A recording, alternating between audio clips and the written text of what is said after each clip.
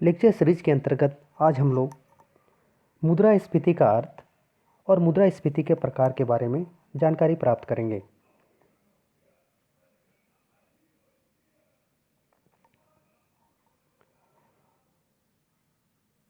मुद्रास्फीति वह स्थिति है जब मुद्रा का परिमाण बढ़ जाता है, अर्थात बहुत अधिक मुद्रा बहुत कम वस्तुओं का पीछा करती है। कुछ परिभाषाएं इस प्रकार भी हैं। मुद्रास्फीति वह स्थिति है जब राष्ट्रीय उत्पत्ति में वृद्धि की दर से अधिक तीव्रता से मुद्रा के परिमाण में वृद्धि होती है। दूसरी परिभाषा, मुद्रास्फीति वह है जब वस्तुओं और सेवाओं की अतिरिक्त मांग चिरकालिक होती है। उपरोक्त सभी परिभाषाओं में एक आम बात है, ये मुद्रास्फीति को इसके कारणों के रूप में व्यक्त करती हैं। यह दोषपूर्ण है, जबकि मुद्रास्फीति कीमतों में सतत वृद्धि के रूप में परिभाषित की जानी चाहिए।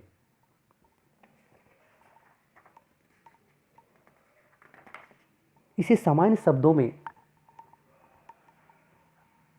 अर्थव्यवस्था में महंगाई के रूप में भी जाना जाता है। मुद्रास्फीति वह स्थिति है जिसमें मुद्रा का मूल्य गिरता है और वस्तुओं की कीमत स्तर में वृद्धि होती है।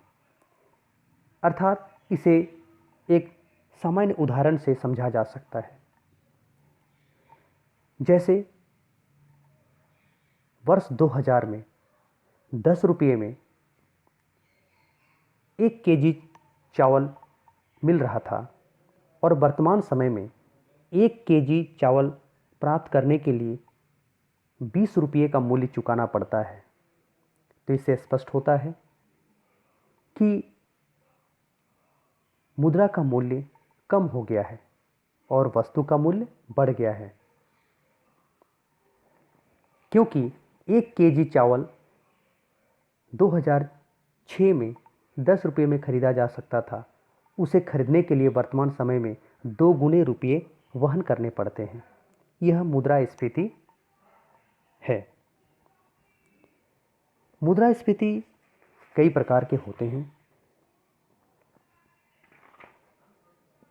इसे हम लोग एक एक करके देखेंगे। पहला, चलन स्फीति, करेंसी इन्फ्लेशन। चलन स्फीति क्या है? जब देश में मुद्रा की मात्रा बढ़ जाने से स्फीति उत्पन्न होती है तो इसे चलन स्फीति कहते हैं। चलन स्फीति प्रायः केंद्रीय बैंक द्वारा अधिक कागजी मुद्रा चलन में डालने से उत्पन्न होती है। इस प्रकार की स्फीति का प्रभाव वस्तुओं के मूल्यों पर तत्काल पड़ता है। दूसरा, साख स्फीति, क्रेडिट इन्फ्लेशन। जब देश के व्यापारिक बैंक तीव्र गति से रकम उधार देने लगते हैं तो वस्तुओं की मांग में बहुत अधिक वृद्धि होती है। इसके प्रभाव से भी मूल्यों में वृद्धि होने लगती है। साख स्फीति प्रायः ब्याज की दर कम करने या ऋण नीति में उदारता बरतने के कारण उत्पन्न होती है।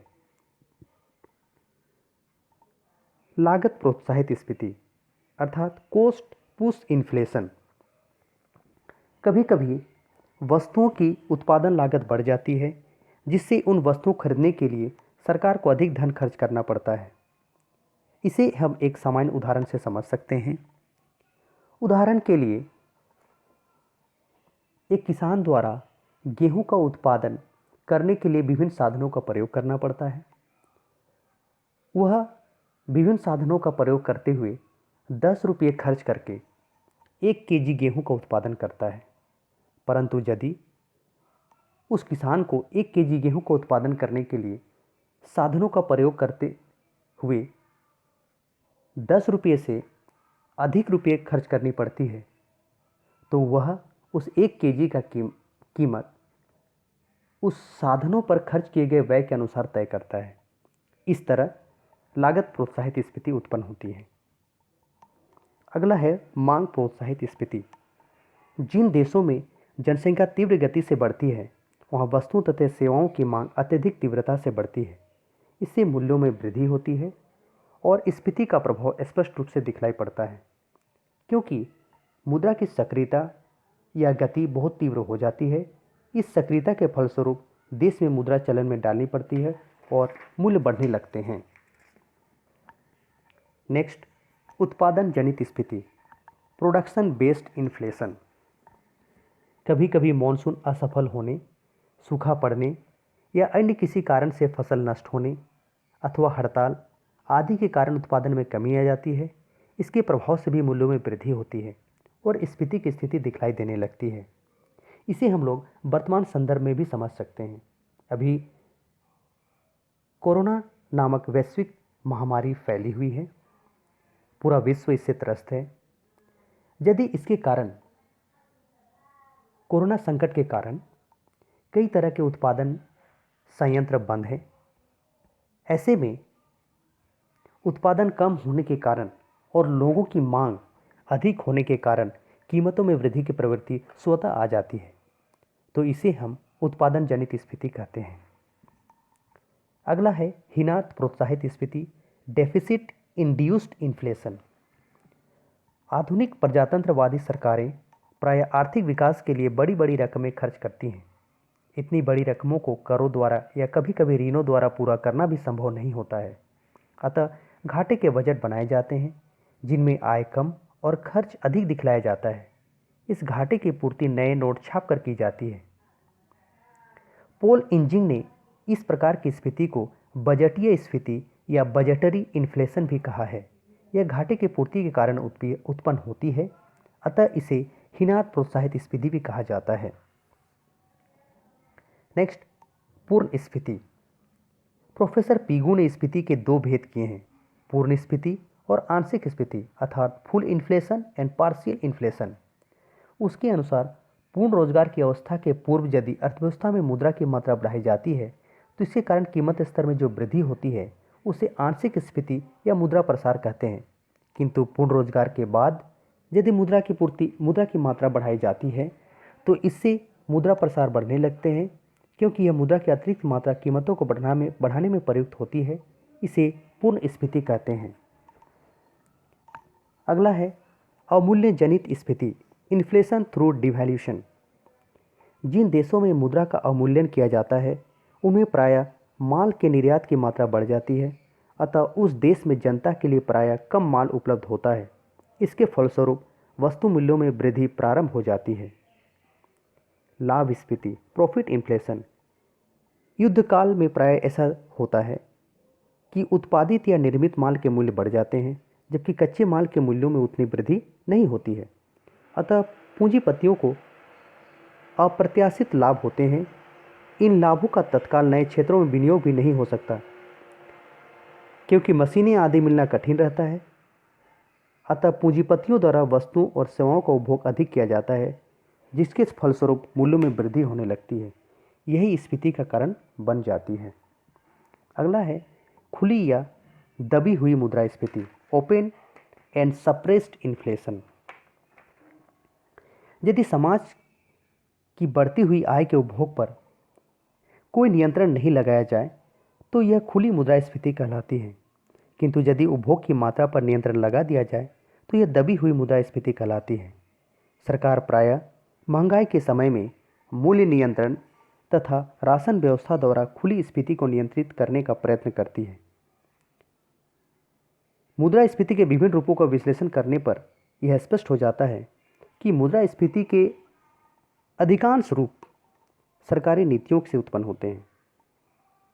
कुछ तो प्राकृतिक, सामाजिक एवं आर्थिक तत्वों कारण प्रकट होते हैं और इन सभी तत्वों को नियंत्रित रखने से स्फीति के कष्टदायक प्रभाव को कम किया जा सकता है और इसके लिए सरकार कई नीतियां भी बनाती है। अब हम लोग मुद्रा स्फीति के तीव्रता के आधार पर मुद्रा स्फीति के प्रकार के बारे में जानकारी प्राप्त करेंगे। इसमें 4 प्रकार की मुद्रा स्फीति के बारे में वर्णन किया जाता है। पहला है रेंगती या साधारण स्फीति, क्रीपिंग इन्फ्लेशन। दूसरा है चलता हुआ मुद्रा स्फीति अर्थात वॉकिंग इन्फ्लेशन। तीसरा है भागती हुई स्फीति अर्थात रनिंग इन्फ्लेशन। और चौथा है तीव्रगामी या सरपट दौड़ती हुई स्फीति या जिसे कहते हैं हाइपर इन्फ्लेशन अर्थात creeping inflation, walking inflation, running inflation and hyper inflation. रेंगती हुई स्फीति, चलती हुई स्फीति, भागती हुई स्फीति और तीव्रगामी स्फीति। यदि मुद्रा की मात्रा में 2% या उससे कम वार्षिक की दर से वृद्धि होती है तो इसे हम रेंगती हुई स्फीति कहते हैं। और यदि मुद्रा प्रसार का दर लगभग 5% के आसपास होती है तो इसे हम चलती हुई स्फीति कहते हैं। और यह स्फीति जनता के लिए कष्टदायक होने लगती है और जनता ऐसा महसूस करने लगती है कि मानो उसकी जेब से कोई अदृश्य जेब कतरा पैसा चुरा रहा है। भागती हुई स्फीति, यदि मुद्रास्फीति की दर लगभग 10% के अर्थात 2 डिजिट का हो जाती है तो इसे हम मुद्रास्फीति रनिंग स्फीति कहते हैं या भागती हुई स्फीति कहते हैं। यदि इस तरह की मुद्रास्फीति अर्थात रनिंग स्फीति को नियंत्रण में नहीं लगाया जाता है तो यह अर्थव्यवस्था के लिए बहुत ही कष्टदायक होती है। तीव्रगामी या सरपट दौड़ती हुई स्फीति, जब मुद्रास्फीति की वार्षिक दर 15% या उससे अधिक हो जाती है तो इसे दौड़ती हुई या तीव्र गति से भागती हुई मुद्रास्फीति कहते हैं। इस प्रकार की मुद्रास्फीति किसी भी देश की अर्थव्यवस्था को कुछ समय के भीतर ही डमाडोल कर देती है, क्योंकि प्रतिदिन प्रति सप्ताह मुद्रास्फीति होती है और वस्तुओं के मूल्य में प्रतिदिन ही नहीं कभी कभी प्रति घंटे वृद्धि होती है। इसका परिणाम यह होता है कि देश की मुद्रा एवं मूल्य व्यवस्था छिन्न भिन्न होने लगती है और जनता का मुद्रा पर से विश्वास हटने लगता है और अर्थव्यवस्था में अशांति और असंतोष की भावना आ जाती है। अतः अगर मुद्रास्फीति का दर 5% तक हो तो इसे अर्थव्यवस्था के लिए उपयुक्त माना जाता है। एक बात यहाँ कहना उचित होगा कि मुद्रास्फीति अर्थव्यवस्था के लिए या अर्थव्यवस्था के विकास के लिए जरूरी होता है, क्योंकि इससे उत्पादक, विनियोग, कृषकों को उत्पादन एवं निवेश करने की प्रेरणा मिलती है। यदि मुद्रास्फीति 5% से कम होती है तो उत्पादक और निवेशक अर्थव्यवस्था में या उत्पादन कार्यों में निवेश करना पसंद नहीं करते हैं, क्योंकि यह उसके लिए लाभदायक स्थिति नहीं होती है। अतः मुद्रास्फीति की नियंत्रित दर अर्थव्यवस्था के लिए या अर्थव्यवस्था के आर्थिक विकास के लिए अति आवश्यक है।